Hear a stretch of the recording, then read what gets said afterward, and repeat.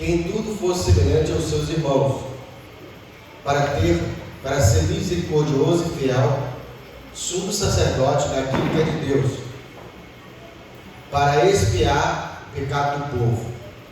Porque naquilo que ele mesmo sendo tentado, padeceu, pode socorrer os que são também tentados. Aqui fala, é um texto que mostra que Jesus, quando estava encarnado, ele não estava como Deus, porque a Bíblia diz que Deus não pode ser tentado pelo pecado, pelo mal, mas Cristo, ele foi tentado em tudo. Então toda a tentação que a gente hoje sofre na carne, Jesus também passou por isso, e ele foi vencedor, não cedeu à carne. Capítulo 3. Cristo é superior a Moisés, o perigo da incredulidade e da desobediência.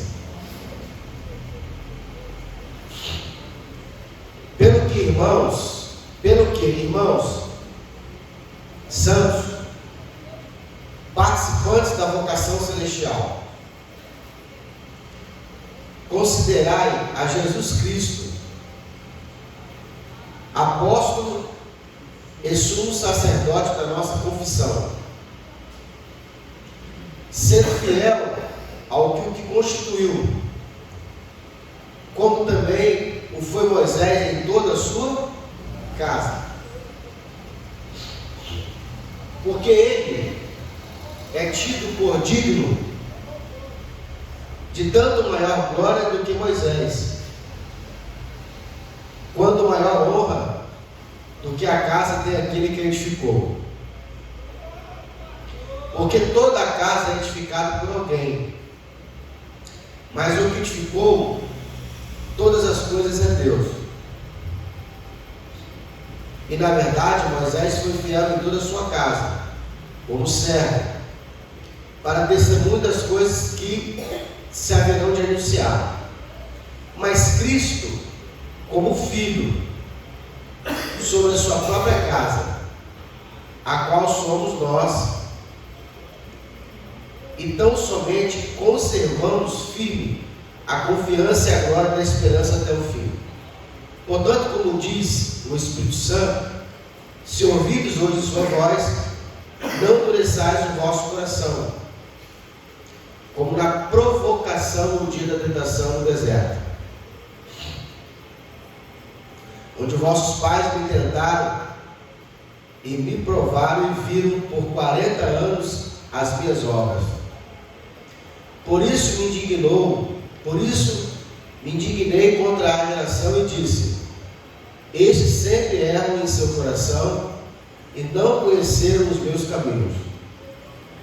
Assim jurei na minha ira, que não entrarão no meu repouso. Vede, irmãos, que nunca haja em qualquer um de vós um coração mau e infiel para se apartar do Deus vivo. Antes exortai-vos uns aos outros todos os dias, durante o tempo que se chama hoje, para que nenhum de vós se endureça pelo engano do pecado. O que o pecado faz em nós? Endurece o coração. Por exemplo, imagine que a Ana seja do Espírito Santo e a Ana está passando o pano aqui no chão. Aí, enquanto a Ana está passando o pano limpando o chão, você vê que o pé sujo passa e morde o chão. Aí a Ana vai lá e faz o quê? Passa de novo o pano. Aí você vem, passa de novo e suja o chão de novo. Um pouquinho, a Ana olha para você, ela vai lá e passa o pano de novo. O que acontece se você passar de novo o pano? Enxugar o chão de novo? Oi? Ela vai se indignar e vai falar assim: o que adianta eu ficar limpando o chão se você está toda hora sujando? Quando você peca a primeira vez, há uma sensibilidade do Espírito nosso sobre o nosso Espírito. há um constrangimento, você fica chateado, você fica com medo, você fica triste, certo? Aí você vai lá e pega de novo a mesma coisa. O Espírito Santo, com o tempo, ele vai deixando essa sensibilidade em você. Vai chegar ao ponto que o pecado não vai mais fazer efeito sobre você. Você vai achar que é uma coisa natural. É isso que Paulo está falando. Então esse temor, essa tristeza, essas coisas que o Espírito Santo faz conosco, para que a gente não peque, a pessoa ela vai deixando. Uma pessoa, por exemplo, que ela é dizimista fiel, ela não vê aqui na mensagem, ela ouve, ela entende que ela tem que dizimar. Aí, naquele mês seguinte, acontece uma coisa, ela não dizima. Aí ela fica triste, ela fica chateada, porque ela não conseguiu contribuir. No outro mês ela vai e corrige, certo? Se ela for deixando de lado, daqui a pouquinho ela já acha que é normal ela não dizimar. Não só dizimar, como ofertar, como pecar, todo pecado ele vai sendo deixado com o tempo. O que acontece? O Espírito Santo ele passa não mais tocar naquele assunto. É isso que Paulo está falando. Eu vou deixando o pecado vai endurecendo o coração.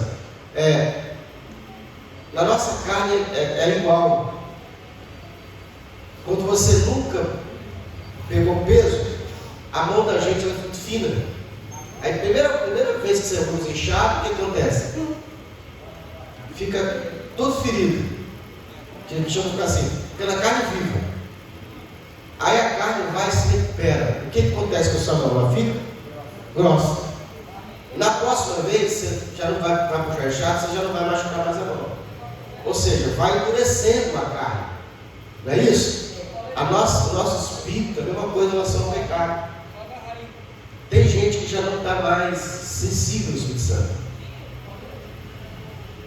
Essa sensibilidade do Espírito, ela tem que ser cuidada. Paulo fala assim: não vos entristeceis ao Espírito Santo. Não extingueis o Espírito Santo. Então o pecado não pode ser uma coisa comum em nossas vidas, tá? Eu tenho que todos os dias lutar contra o pecado. Não pode estar. Não, está tão banalizado o casamento que as pessoas estão assim, já casando e separando. Já pensa no mundo bem, se der errado, separa e casa de novo. Entendeu? Não pode ser comum o erro. Deixa eu falar uma coisa para vocês. Às vezes eu gosto de falar porque parece que é só perseguição, mas não é realidade, é coisa real. Existe um movimento no Brasil, no mundo todo, tá? Não é no Brasil só não, mas no mundo todo, mas principalmente no Brasil, que a gente mora aqui, que o mal, ele quer entrar para estabelecer o seu domínio. E por qual veículo, por qual caminho, o mal, ele decidiu entrar na população brasileira? Pelo entretenimento. Essa ideologia do comunismo, você tem que estudar isso, você tem que entender isso. Nós cristãos temos que esclarecer, não é preferência de um lado ou de outro. A gente tem que defender o reino.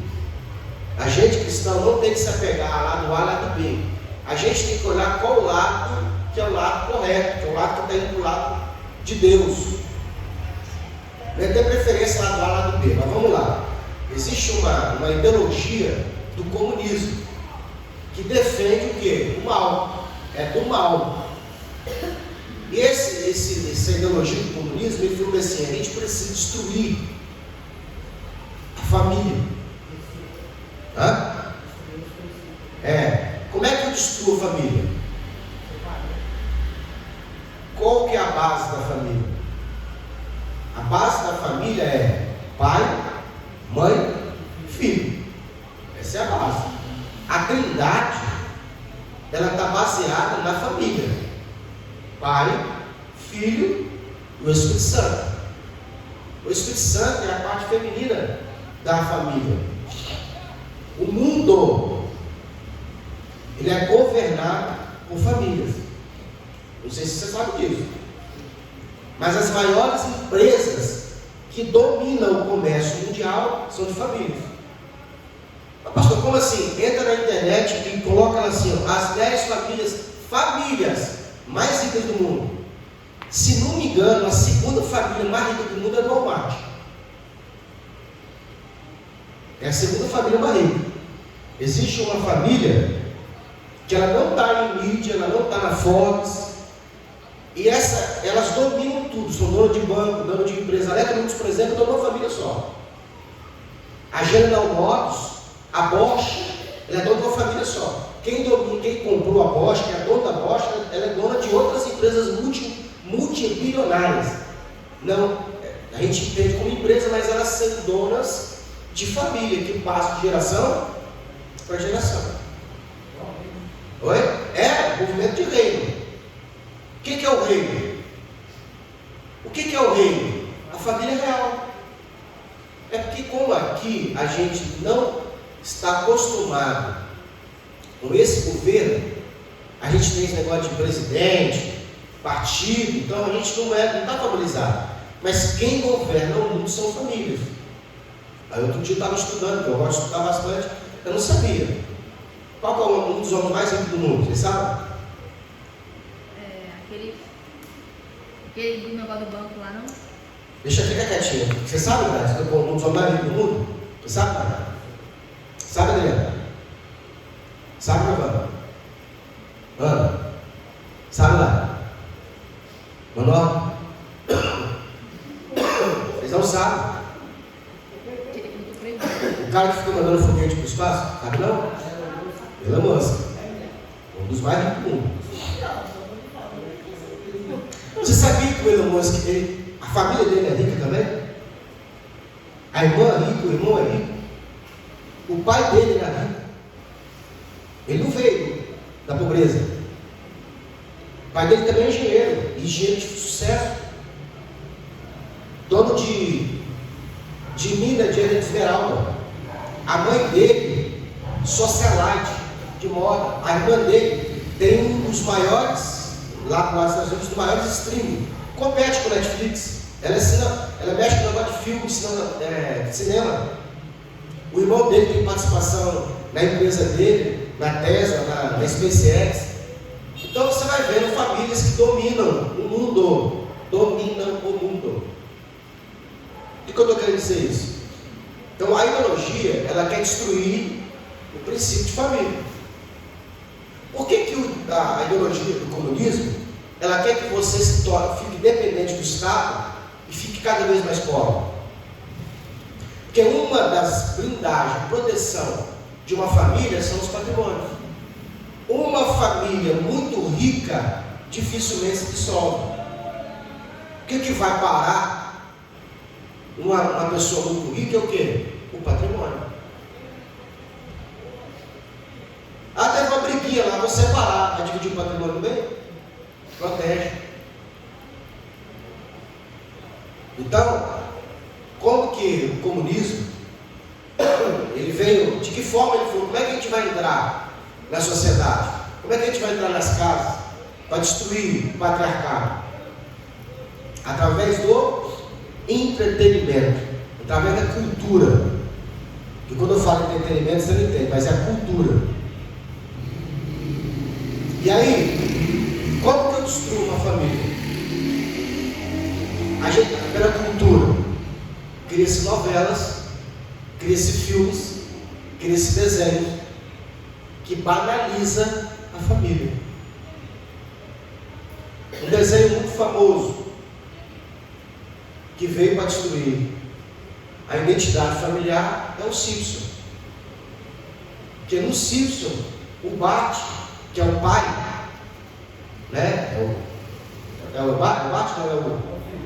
Bart é o filho, o pai é o Hobbit Simpson, né? Homer. Ele é o quê? Ele é um homem de sucesso? Ele tem autoridade dentro de casa? Ele é um banana, ele é um frouxo, é um caça-curta, é um cara de piada. É a forma que eu tenho de dizer que é o homem de hoje. À medida que eu vou assistindo desenho, a criança vai assistindo desenho, ele vai vendo o pai como banana, ele vai identificando de casa do pai dele como banana. O que eu preciso para eu, uma criança, o que nós precisamos para uma criança, bebê, dentro de casa, ele ter uma identidade de família real, de sucesso? Imagem, modelo. Se eu vejo meu pai empreendendo, se eu vejo meu pai longe de negócio, se eu vejo meu pai, eu vou tendo uma referência para eu seguir. As nossas escolas, elas não ensinam ninguém a prosperar. Não sei se você sabe disso. Elas ensinam coisas que você não vai usar no dia a dia. E nenhuma escola brasileira te ensina a ser dono de negócio, te ensina você a ser trabalhador. Porque sendo trabalhador eu nunca vou ser o quê? Nunca vou prosperar. Qual foi a arma de Faraó para não deixar o povo do Egito, que era o povo judeu, a cultuar Deus? Esse povo está muito ansioso, põe mais trabalho nele. Então, eu descobri isso na prática. Se você trabalhar muito, você não tem como prosperar. Ninguém fica rico trabalhando, a não ser que você trabalhe no seu próprio negócio. Aí você vai conseguir. Mas para os outros, vendendo hora, não tem como prosperar. Então, a cultura. Estava observando lá atrás, quando que foi liberado o primeiro beijo lésbico na televisão? Foi um choque. Hoje você pega o YouTube lá, pega lá o Netflix, é comum. Porque você vai colocando devagarinho na novela, no filme, na piada, no stand-up. Você vai colocando no cinema, no teatro, e aquilo vai se tornando comum. Não confunda o comum com o normal. O comum pode ser comum, mas não é normal. É anormal. Mas você vai vendo, e daqui a pouquinho, o que é normal se torna o quê? Errado. É o que a Bíblia diz: transformar a mentira em verdade, a verdade em mentira. Tem um vídeo desse presidente atual aí, há 45 anos ele falando: nós vamos conseguir implantar o comunismo no país através da cultura. Não vai ser fácil, vai demorar, mas eu leio lá. Compra-se emissora de televisão, paga-se caro emissora de televisão, para essa emissora de televisão fazer o quê? Só noticiar o que eles querem, que é o monopólio da comunicação. Então, toma muito cuidado com isso, porque a maneira com que essa ideologia comunista, ela vai implantando na sociedade. E é por esse meio que as pessoas vão mudando seus princípios, banalizando o que é correto.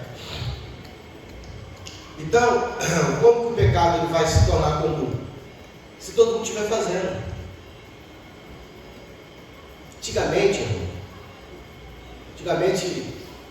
sabia-se que tinha homem que era gay, mas até os gays daquela época era diferente. Você pega algumas pessoas você pega, por exemplo, o cantor Prince, você pega o cantor, por exemplo, aquele que tocava piano, o nome dele é? Fred Mercury. Hã? Fred Mercury. Tem o Fred Mercury, tem o outro também. Tinha uma música muito bonita dele, esqueci o nome dele.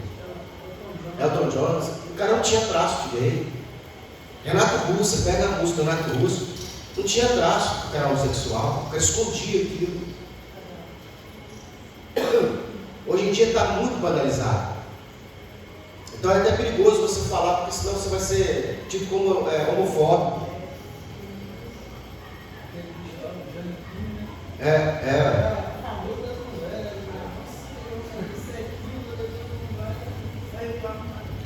Isso que não gosta. Então toma muito cuidado com a cultura, toma muito cuidado com esse caminho, porque isso aí é o caminho que o diabo usou para destruir a família. Entendeu? E o pecado ele não pode ser uma coisa normal na nossa vida. A gente tem que lutar todos os dias contra ele, para que a nossa carne não seja sensível.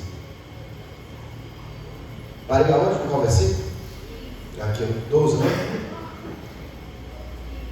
15 agora? porque nos tornamos participantes de Cristo, se retivermos firmemente o princípio da confiança até o fim. Enquanto se diz hoje, se ouvides a sua voz, não endureçais o vosso coração, como na provocação.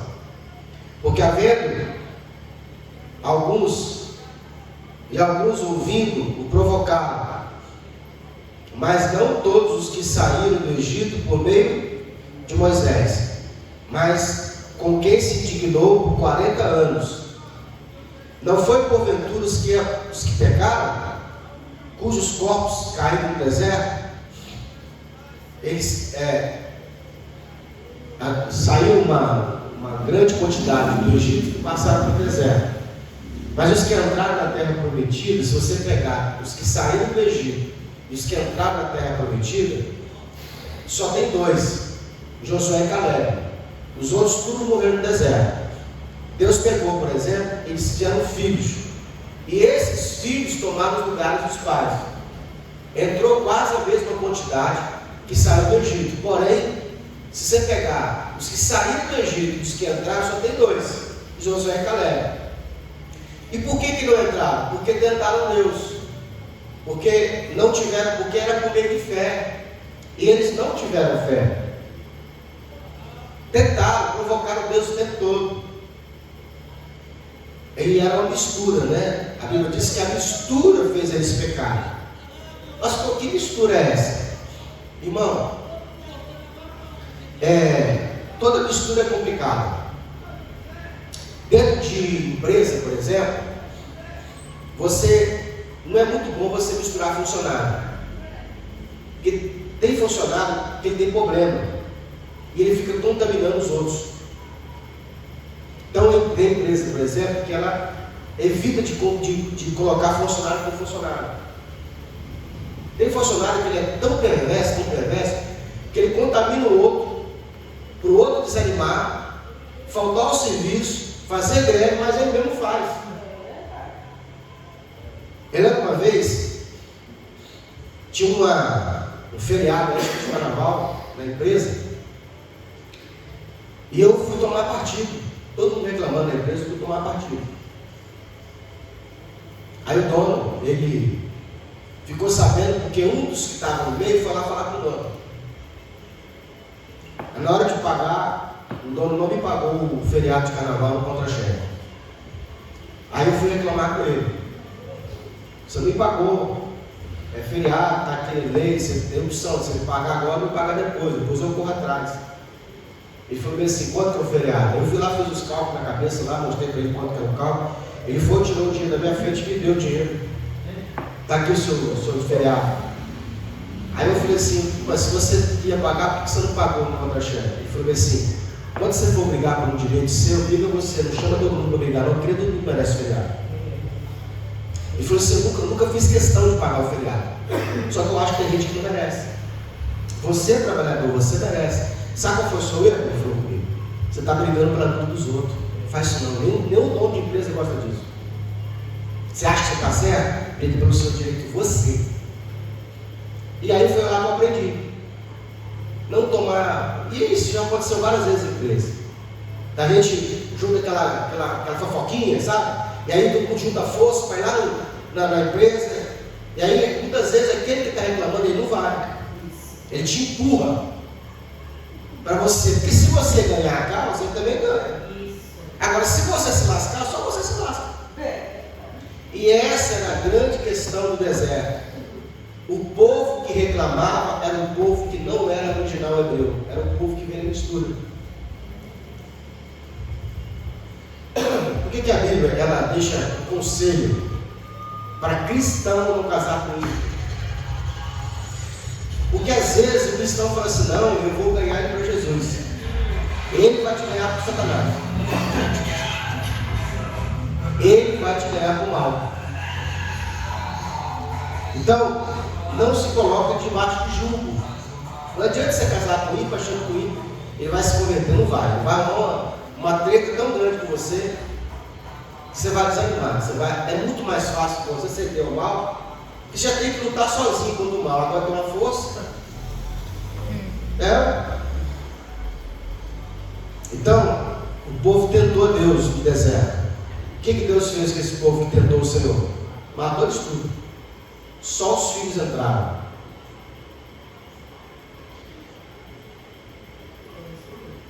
(14, 15, né? 17. Mas com quem se dignou por 40 anos? Não foi porventura com os que pecaram, cujos corpos caíram no deserto? E a quem jurou que não entraria no seu repouso, senão os que foram desobedientes? Está vendo? Desobediência. E vemos que não puderam entrar por causa da incredulidade. Irmão, quer agradar o Senhor? Faça por fé. E a fé é fazer sem ver. Pesado, hein? Imagina você confiar. Se tudo está dizendo para não confiar. Terrorista. Oi? Eles não tinham confiança, né? Eles não acreditavam. É porque a gente tem que se colocar no lugar deles. Irmão, lá não tinha supermercado, não tinha bebedouro, entendeu? Eles tinham que confiar que Deus ia provê-los. É igual hoje. Você tem supermercado, você tem bebedouro, e muitas vezes Deus pede para você confiar, você desconfia. Confiar é não se preocupar. A preocupação é a falta de confiança. Engraçado, pastor, não era fácil não. Não. Mas engraçado que Deus sempre estava fazendo sinais ali lá. E muito grandes sinais. Você vê que o sinal Então, o que é a fé? É você visualizar o futuro. Não é fácil ter fé. Não é fácil, mas é você mentalizar a cena futura. Então, a incredulidade é a não confiança em Deus. Muitas vezes a gente se depara com isso em relação a filhos, né? Que por ter limitação, eles não confiam que o pai pode prover, que o pai pode fazer as coisas. Agora é uma questão de relacionamento com Deus. Quando que eu sei que eu tenho fé, que eu tenho confiança em Deus? Quando você é provado. E eles só estavam no deserto porque não tiveram fé. Se tivessem tido fé e confiança em Deus, não tinham passado pelo deserto. Capítulo 4. Temamos, pois, porque porventura, deixada a promessa de entrar no repouso, pareça que algum de vós fique por trás. Pareça que algum de vós fique para trás. Porque também a nós foram pregadas as boas novas, como a eles. Mas a palavra da pregação nada lhes aproveitou, porquanto não estava misturado com a fé naqueles que a ouviram. Porque nós, o que temos crido, entramos no repouso. Tal como disse, assim jureis na minha ira, que não entrarão no repouso, embora as suas obras estivessem acabadas desde a fundação do mundo. Isso aqui é muito interessante. Quando você estiver numa aprovação, sendo provado, você tem que entender que Deus já sabe o final. E no final já deu certo. Deus não te vê derrotado, Deus te vê você vencedor, corpo glorificado. Tudo que você vai pedir para Deus já te deu. Você sabia disso? A Bíblia diz assim, antes que a palavra saísse da sua boca, eu já sabia o que você ia falar. Irmão, antes de você pensar, Deus já sabe o que você vai pensar. Entenda isso. Pastor, mas por que não chega no fim? Por que eu não vejo? Fé. Você não tem que orar para ver. Você tem que orar para que a paz de Deus te dê paz, segurança. Eu estava vivendo uma situação aí um tempo atrás aí, que eu não vi solução. Sabe que você não vê solução na cabeça? Na sua cabeça você quer entender como é que você vai sair daquela situação. Eu não vi solução. Não. Tem coisas que Deus me mostra que eu falo, isso não vai acontecer. Aí tem hoje coisas que eu vivo que eu falo, caramba, eu vi isso aqui, cara, na minha mente, e agora está acontecendo. Esse carro, por exemplo, eu vi esse carro na minha mente por 4 anos. Eu te falo, olhando na época, eu não via a possibilidade de comprá-lo. De que eu fui lá na agência, que a agência falou, está aprovado, eu fui buscar o carro. Sabe por que você vê uma coisa impossível? Você fala, caramba, cara, eu vi isso na minha mente, eu imaginei, eu sonhei, eu quis. E aconteceu. Então, a Bíblia diz assim, a paz que excede todo entendimento. Se Deus te desse a paz que você entende, não seria fé. Deus te dá além daquilo que você pede e pensa. Sempre além. Tudo aquilo que você acha que não tem solução, tem solução. Deus tem mais de 1000 maneiras para te dar solução daquilo que você acha que é impossível de acontecer. Quanto mais impossível, mais fácil para Deus é.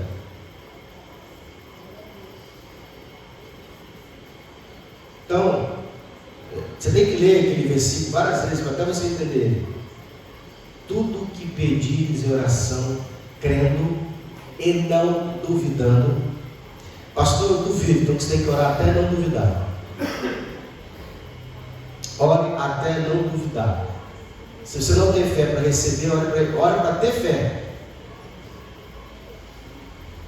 Entendeu? Ore para ter fé. Depois que você orar, você fala, agora eu já tenho fé. Eu acredito que Deus pode dar. Eu acredito que eu já recebi. Eu acredito que Deus me deu. Agora você vai, aí você continua orando para receber. Se tiver alguma coisa que você não duvidou, enquanto você duvidar, não pode.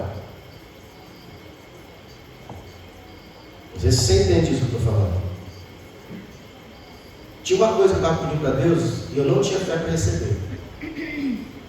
Assim, eu tinha fé de que Deus pode fazer, mas eu não tinha fé que eu receberia e de que ia acontecer na minha vida. Aí eu orei, até que Deus me mostrou eu recebendo. Aí a fé veio.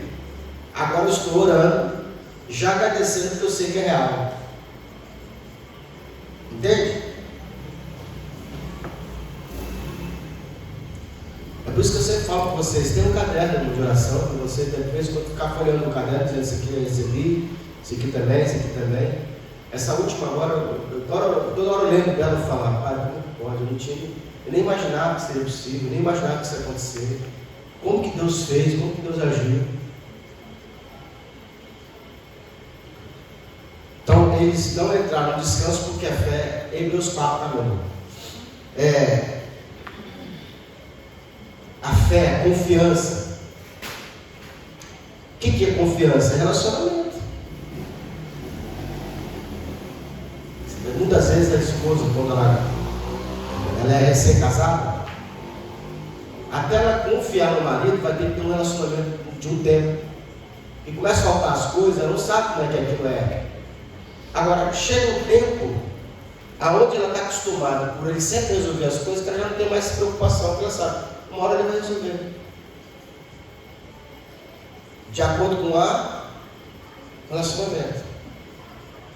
Então a confiança em Deus é a certeza que eu tenho que Deus vai me atender. Que Deus vai solucionar. Ah, pastor, meu Deus, demora tanto. Estou desesperado já, que esse negócio nunca que chega. Deus está resolvendo no tempo dele. É Deus. Tem coisa que demora mesmo, irmão. Tem coisa que demora. E se eu dissesse para você que tudo que você acha que demora tem um tempo de oração?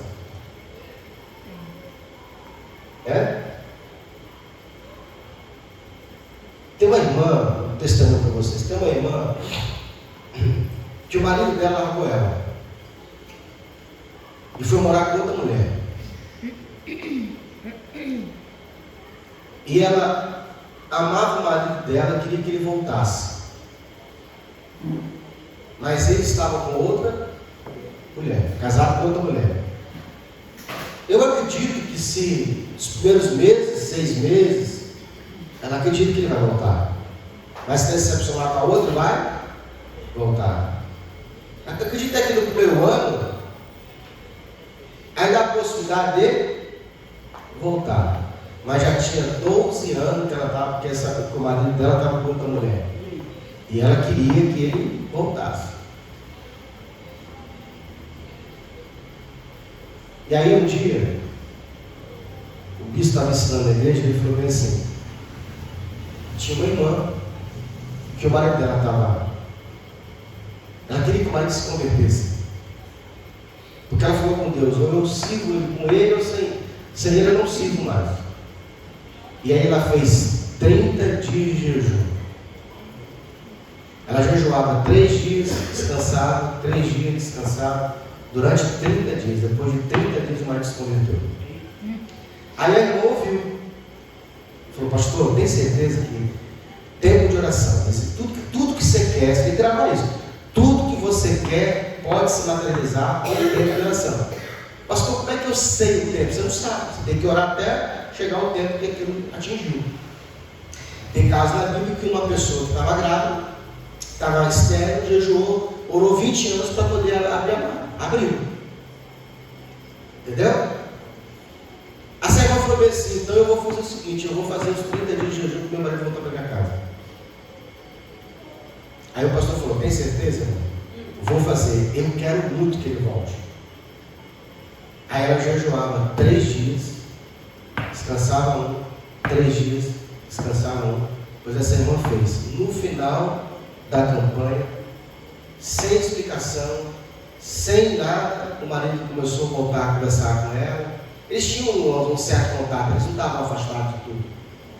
Ele sentiu o desejo de voltar a ficar com ela, depois de 12 anos, afastado.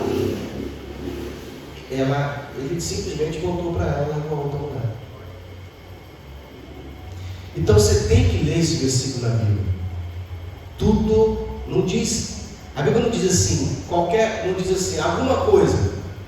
Tudo que pedires em oração, crendo e não duvidando, recebereis. Está entendendo? Então tudo que você quer, qualquer cura, qualquer ação de Deus, está no tempo de oração. O quanto tempo você ora por aquilo? Ana orou muito tempo para que Deus abrisse a mão e lhe desse um filho. Tem vários testemunhos de fé. Se você não tem fé, eu te aconselho que você compre o livro Heróis da Fé. São várias pessoas que tiveram sucesso com a oração. A oração é sempre de tudo, irmão. Heróis da Fé. Teve um específico que ele foi tomar conta de um orfanato. Era o ministério dele, a obra dele com Deus era tomar conta de um orfanato. Ele tomava conta de crianças que eram órfãos. E o propósito dele com Deus é que ele ia viver 100% dependente de Deus. Ele não queria pedir dinheiro para ninguém. Porque se aquela obra é de Deus, quem tinha que prover? Deus. E aí ele abriu o orfanato e ele vivia orando, pedindo a Deus recursos. Numa na passagem do livro, a irmã chega para ele e fala bem assim: irmão fulano, pastor fulano, não sei se você chama de pastor.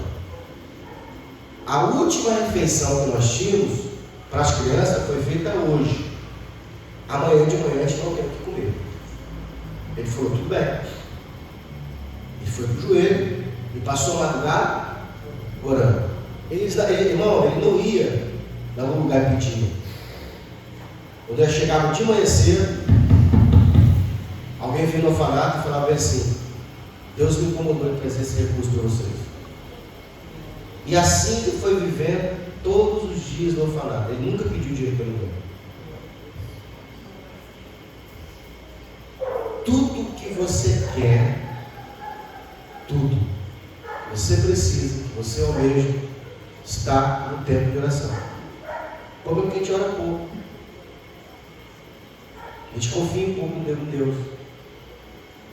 E orações específicas. Deus ama oração específica. Você não pode limitar o que Deus vai te dar. Mas você tem que dar para Ele medida, tamanho, cor, cheiro, aparência, para que quando você receber, você tenha certeza que foi de Deus e você não colocar crédito em outra coisa. A marca de carro que eu uso hoje é a marca que Deus me mostrou em sonho. Entendeu? Então, tempo de oração. Faça declarações, registre no papel. Coloque a imagem daquilo que você quer. E ore, entregue na mão de Deus. Alguma dúvida? Então, vamos lá. Todo mundo aqui é de fé. Porque nós, o que temos crido, entramos no repouso. Tá como disse, assim endureis a minha ira, que não entrarão no meu repouso, embora as suas obras estivessem acabadas desde a fundação do mundo. Porque em certo lugar, disse assim do dia 7, o repouso de Deus de todas as suas obras. E repousou Deus de todas as suas obras no 7º dia. Já falei do mistério do ciclo de 7. Desde Adão até a nossa existência existe 6.000 anos. O ano milenar é o 7º ano, o ano do repouso. Por isso haverá 1000 anos onde Cristo vai governar. Depois eras eternas. Depois Deus não resete e muda tudo. Então sempre Deus trabalha comigo no ciclo de 7. Então Deus trabalhou 6 dias, no 7º ele descansou.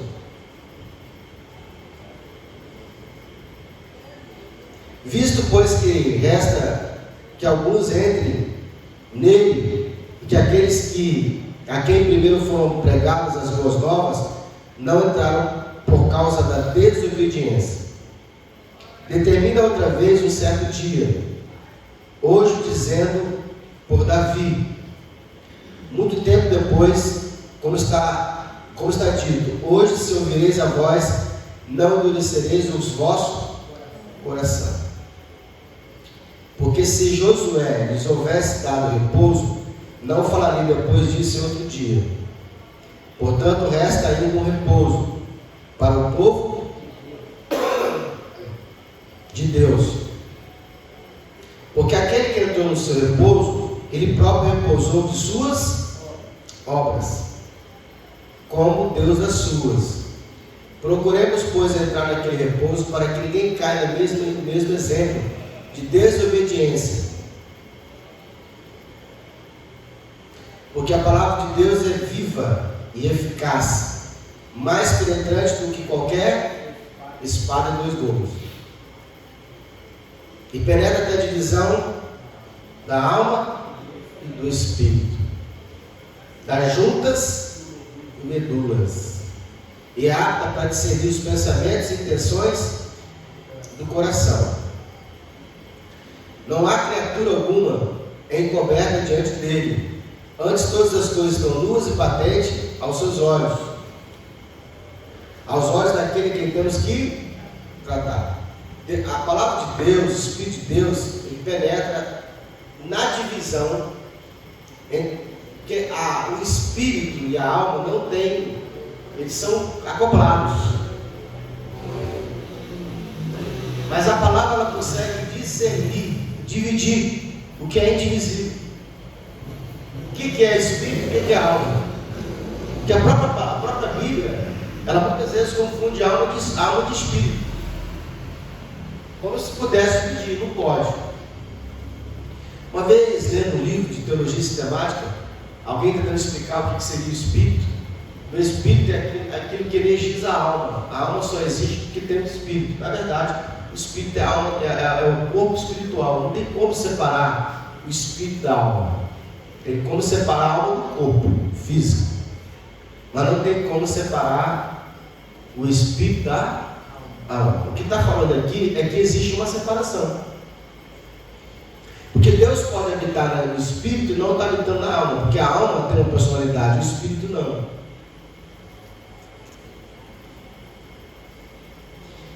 Versículo 14: visto que temos um grande sumo sacerdote, Jesus, Filho de Deus, que penetrou os céus, retenhamos firme a nossa confissão, porque não temos um sumo sacerdote que não possa se compadecer das nossas fraquezas, porém um como nós, que em tudo foi tentado, mas sem pecado. Você consegue imaginar isso? Jesus sendo tentado? Irmão, tem gente que acha que Jesus ele era Deus, assim, ele estava como Deus, né? Tipo assim, não fez cocô, não fez xixi, entendeu? Você tem que entender essas coisas, que Jesus ele era como ser humano. Eu ouvi uma vez no livro o cara falando que o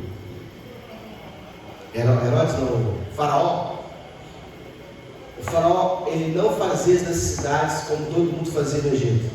Não tinha banheiro no quarto dele. Toda vez que ele queria fazer cocô, ele ia para o rio Nilo, tomar banho, aí lá ele fazia as necessidades. Porque aí ele dizia para as pessoas que ele não era ser humano, que ele não fazia essas coisas que o ser humano faz. Então as pessoas viam ele como Deus. E muitas das vezes as pessoas que olham para esses ídolos, idolatram as pessoas, têm os ídolos como uma divindade. Chega para o católico mesmo de pé roxo, fala que a Maria teve relação sexual com José, ele vai te bater na hora. Porque na cabeça do católico, a Maria ficou virgem até o final. É Virgem Maria até o final. Nunca teve relação com José. Faz um teste. Chega para o católico e fala para você ver, você vai arrumar briga. Maria só foi virgem até Jesus. Que depois ela teve outros filhos.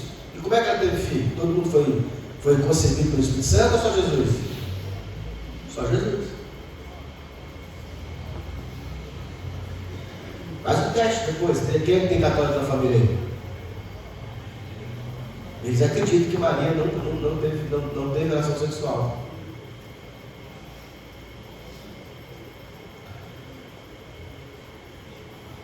Para a mão de Lu.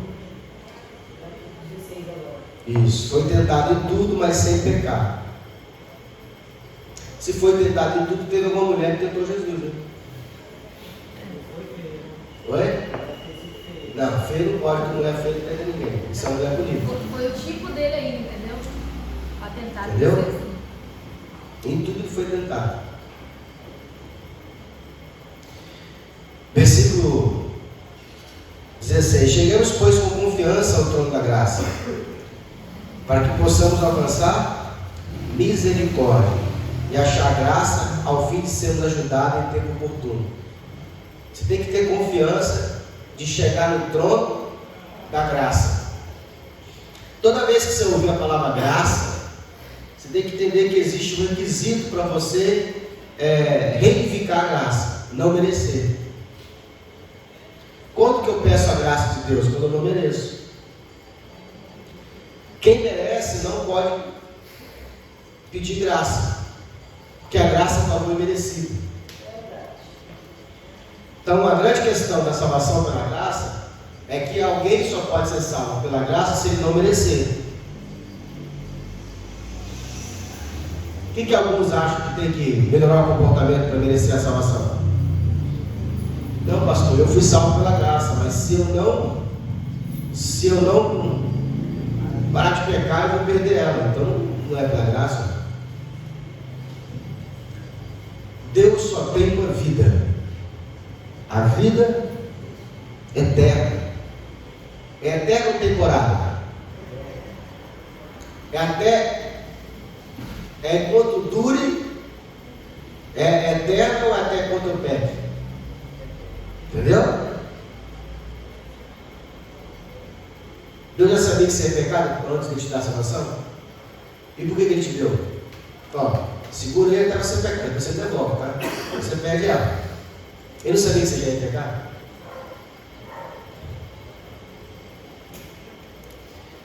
Porque todo sumo sacerdote, tomado dentre os homens, é constituído a favor dos homens, mas nas coisas concernentes a Deus,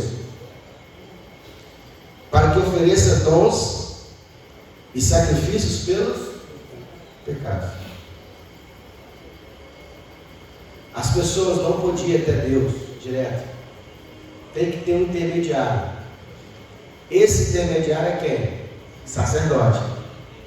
O sacerdote não pode se fazer sacerdote. Tem que ser levantado por Deus. Abraão, ele não podia oferecer sacrifício de animal, porque ele não era sacerdote. Ele era profeta. Abraão vai, ele se encontra com Melquisedeque, que era sacerdote do Deus Altíssimo, rei de Salém. Quando chega lá, Melquisedeque dá pão e vinho para Abraão, e Abraão entrega o dízimo dele para Melquisedeque. Quando você dizima em alguém, você pega dele o que ele tem de dom, de nível espiritual. Existe uma máxima, uma lei espiritual, que todo aquele que eu sirvo, eu honro, eu recebo, eu pego dele os dons dele. Então, quando Abraão dizima em Melquisedeque, come dele o pão e a vinho, por que Melquisedeque dá vinho e pão para Abraão? Ele era maior, e o maior abençoa o menor. Naquele momento, Abraão recebe o dom de Melquisedeque, de sacerdote. Só depois ele começa a oferecer sacrifício. Só depois Deus chama ele para sacrificar.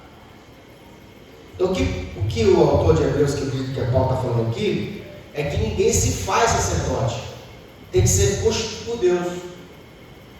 E aqui no caso, nessa questão de dons, você vai ver esse princípio de reconhecimento e honra na salvação, em vários textos da Bíblia. Por exemplo, Deus levanta Elias para ir até Serepta, e o Senhor falou assim: eu já separei, já ordenei que uma mulher viúva te sustente. Aí quando chega lá, o que Elias vê?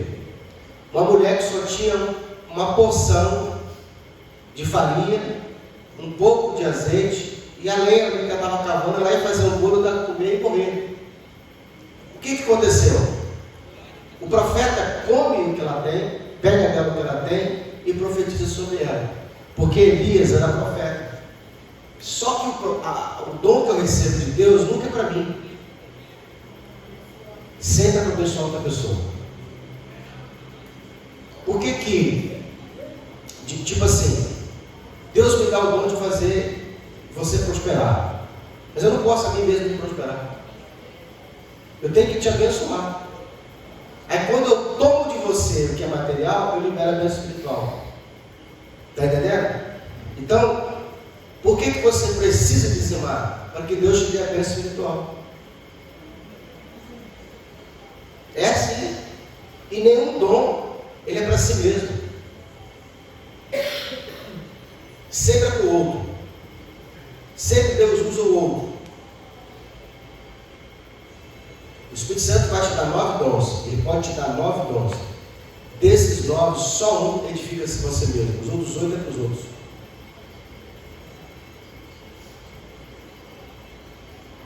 Por exemplo,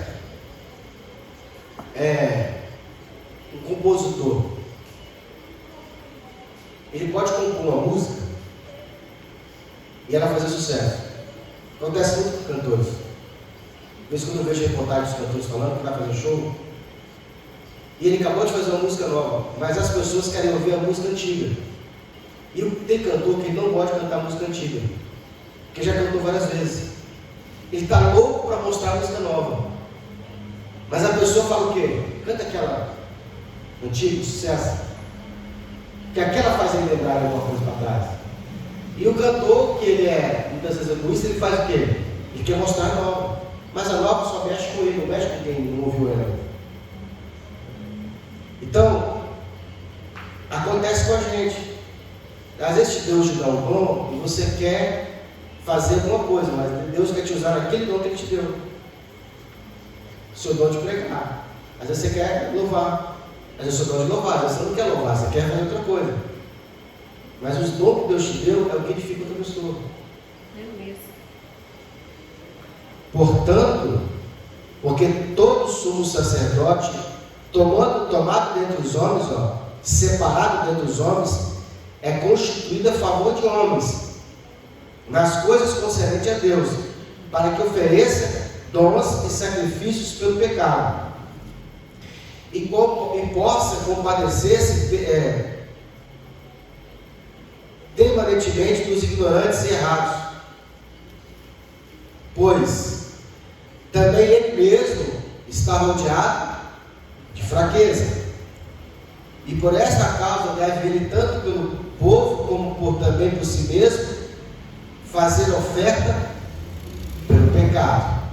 O sumo sacerdote, uma vez no ano, ele tinha que entrar no Santo dos Santos e oferecer um pecado de expiação do pecado. Era uma oferta específica, uma vez por ano, para expiar o pecado do povo. Ele entrava com duas ofertas. Era oferecido duas ofertas. Uma pelo seu próprio pecado e outra pelo pecado do povo. Então, como ele também estava rodeado de fraquezas, ele fazia o quê? Confissão dos seus pecados e trazia o pecado também do povo. Por que Deus não aceitou que um anjo viesse pregar o Evangelho? Oi? Porque ele teria que vir em forma corpórea. Ele teria que sentir as mesmas dores, as mesmas limitações. É fácil o anjo pregar juízo se ele não passou pela fraqueza.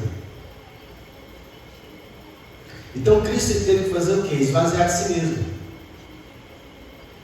tomar forma humana.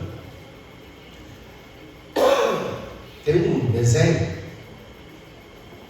eu não lembro bem o nome do desenho, mas era um menino que ele queria avisar o formigueiro que o formigueiro estava em perigo. Só que toda vez que ele chegava perto do formigueiro, a formiga tinha medo dele, que ele era grande demais. E aí parece que no desenho ele encolhe. E aí, como ele encolhe, ele fica pequeno o tamanho delas, agora ele pode conversar com elas, porque agora elas vão ouvir ele, agora não tem mais medo deles. E aí ele começa então, dentro do desenho, a mostrar o perigo que elas estavam tendo. Esse desenho, ele é uma alegoria de Cristo. Como que Cristo vai avisar para nós do perigo que nós estamos passando? Se tornando como um de nós, porque como Deus, ele não poderia falar conosco do tamanho que ele é.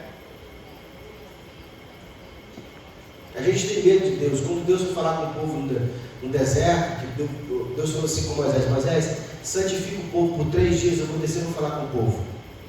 O povo temeu o Senhor, porque era só trovões e relâmpagos. Era Deus falando com o povo. É a voz de Deus. Tem gente que até hoje, quando Deus faz trovão, tem medo de Deus.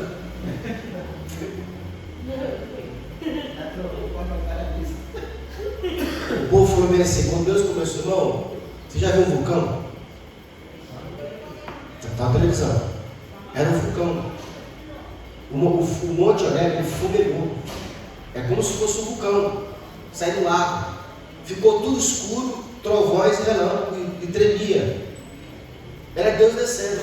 Aí o povo falou assim: Moisés, fala você com Deus, a gente não aguenta ouvir a voz de Deus. Então, é assim a imagem de Deus. Então Jesus, ele teve que vir em forma humana, diminuir-se, para nos falar acerca da salvação, porque na forma de Deus a gente não suporta. E ninguém toma para si essa honra, ninguém toma para si essa honra, tem que ser levantado por Deus. O que é chamado por Deus como Araão, assim também Cristo não se glorificou a si mesmo, para se fazer sumo sacerdote mas glorificou aquele que lhe disse: Tu és meu filho, hoje te gerei. Deixa eu falar para você aqui um negócio, ó.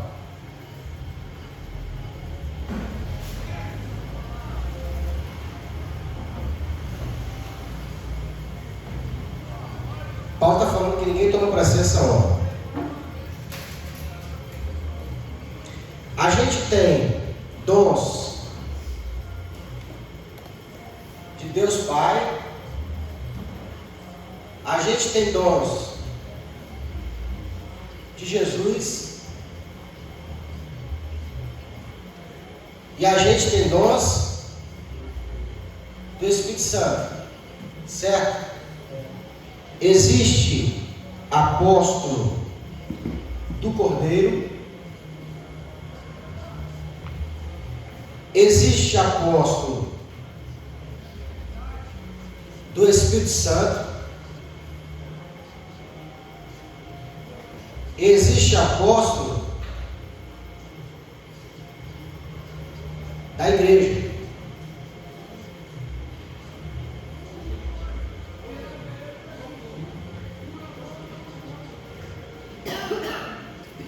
Hoje, tem apóstolo do Cordeiro?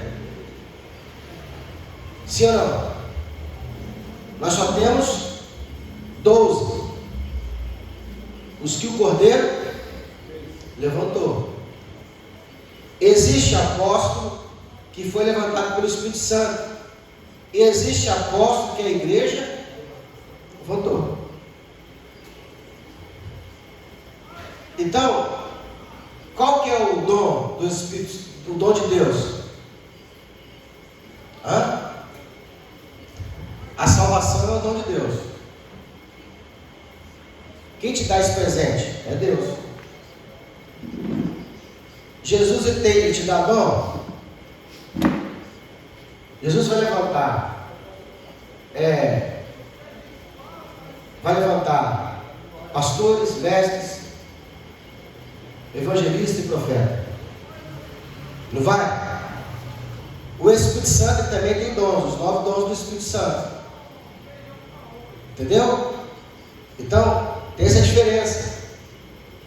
A salvação, os dons ministeriais, é Cristo que dá. Então você pode ter uma chamada para ser um apóstolo. Você pode ter uma chamada por Jesus Cristo para ser um profeta. Você pode ter uma chamada de Jesus para ser um evangelista, para ser um mestre. E existem os dons do Espírito. Outra hora a gente vai falar sobre isso aqui. Se divide em 3 categorias. São 9 dons do Espírito Santo. Então não pode confundir os dons deles. Agora, qual é a salvação de Deus? Qual é o dom de Deus? Salvação. É um dom, um presente. Jesus ele dá os dons ministeriais. E o Espírito Santo dá os dons do Espírito. São 9 dons.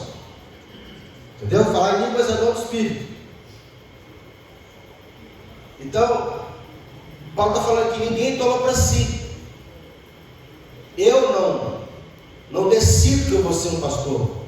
Tem que ser chamado.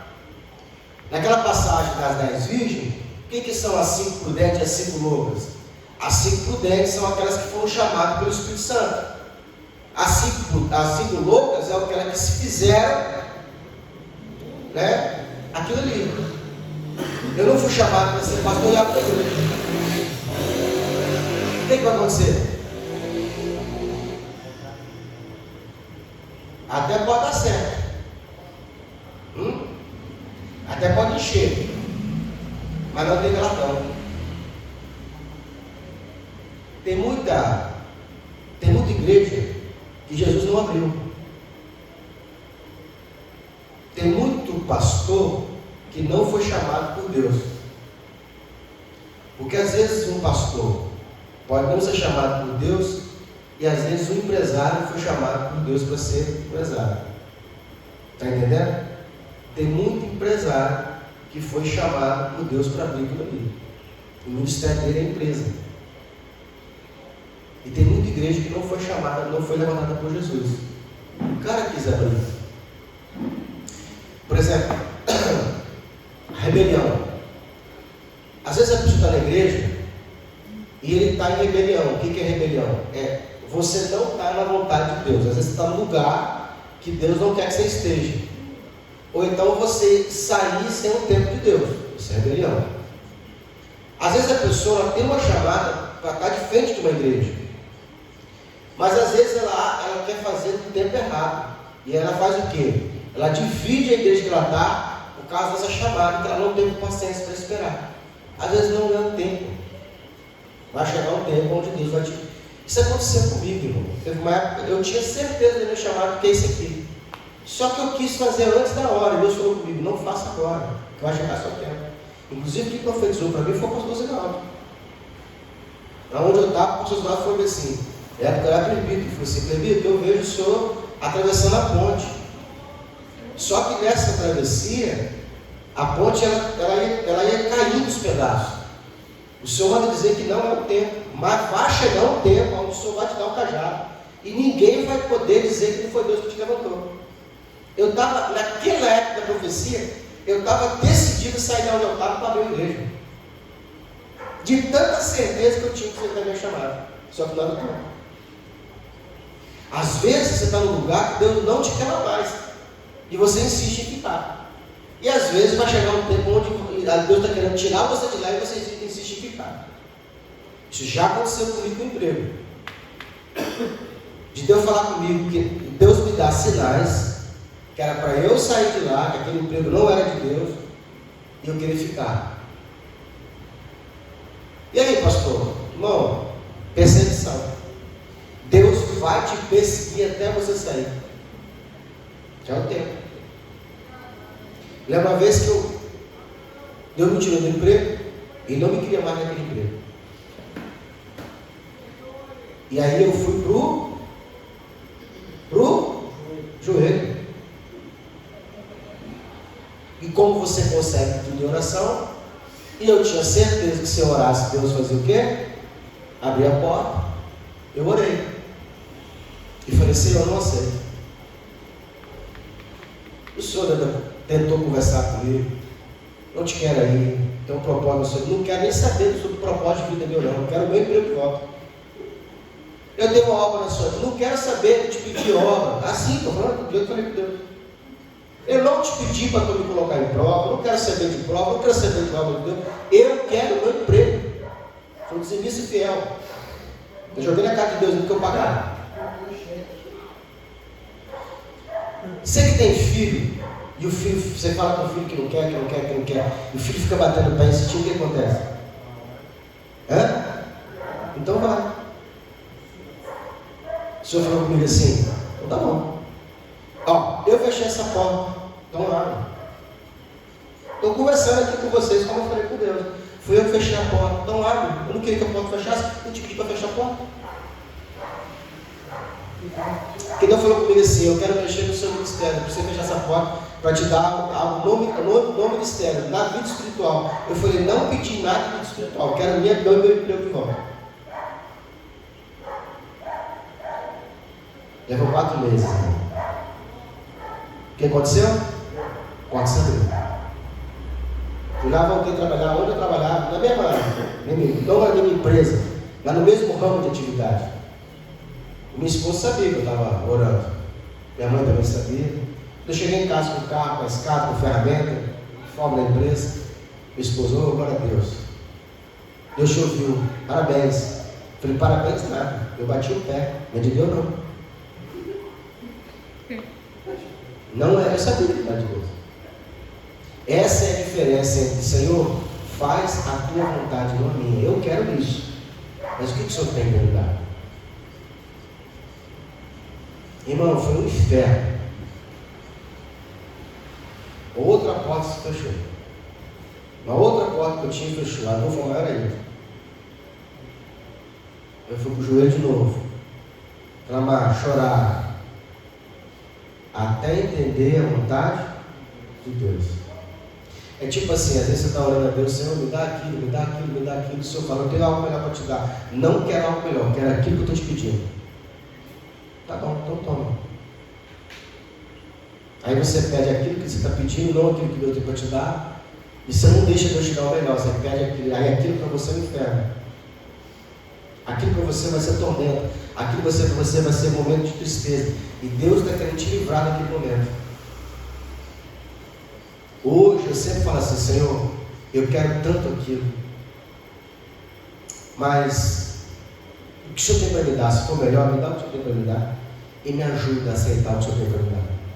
Tira do meu coração isso que eu estou querendo, porque eu não sei o que eu estou te pedindo, mas na minha fraqueza, na minha insignificância, na minha maneira de ver, eu quero isso, quero muito, mas quem sabe te dar uma oportunidade.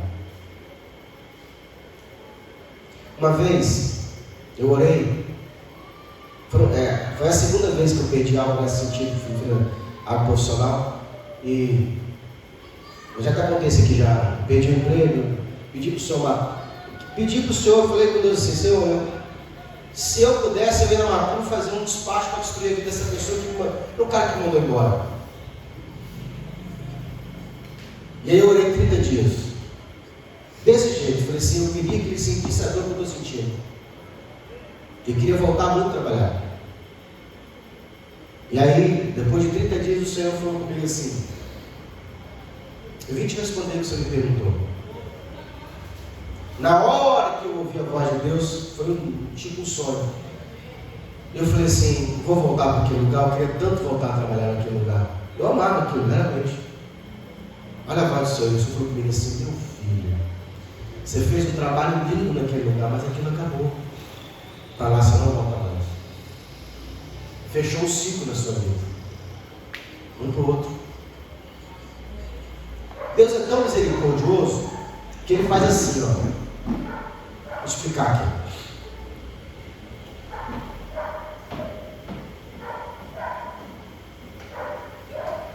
Não sei se vai acontecer com você, mas comigo aconteceu. Sempre Deus fecha um ciclo em 7 mais 7? 7 mais 7? É igual 14, não é? Deus sabia que eu não estava preparado para 14. Então, quando chegou em 10 anos, o Senhor agiu aqui. Ele tirou aqui o emprego, porque Ele precisava fechar com o ciclo. Quando Ele fechou aqui, eu pedi a Ele para o quê? Para me ter de volta. Aí Ele me deu mais 4 anos para eu poder desapegar. Então 7 mais 3, 10. Aqui nesse período aqui, ó. Aqui nesse período, Deus trabalhou na minha vida. Aí eu chorei. Ele me deu mais 4 anos para eu poder desapegar. Para quando chegar aqui eu estar pronto para eu me despedir. Isso aconteceu 2 vezes na minha vida financeira. Foram as coisas mais profundas que eu tive com Deus, foi isso aí. Então, para a igreja, por exemplo, nós fizemos 7 anos agora. Daqui 3 anos pode ser que Deus faça algo muito forte comigo, para que daqui 4 anos Ele feche um ciclo de 7. 2 ciclos de 7, 14 anos. Geralmente esses 2 ciclos eles são muito fortes na nossa vida. O primeiro ciclo de 7 anos, o segundo de 14 anos. 7, 7. Então, pode ser, você pode ser com outro padrão, mas comigo foi assim. Então, Ele sabia que aqui eu não estava preparado ainda, ó. E Ele me preparou para quando chegasse aqui eu me desapegasse. E aqui ficou, tá? Fechou o ciclo na minha vida.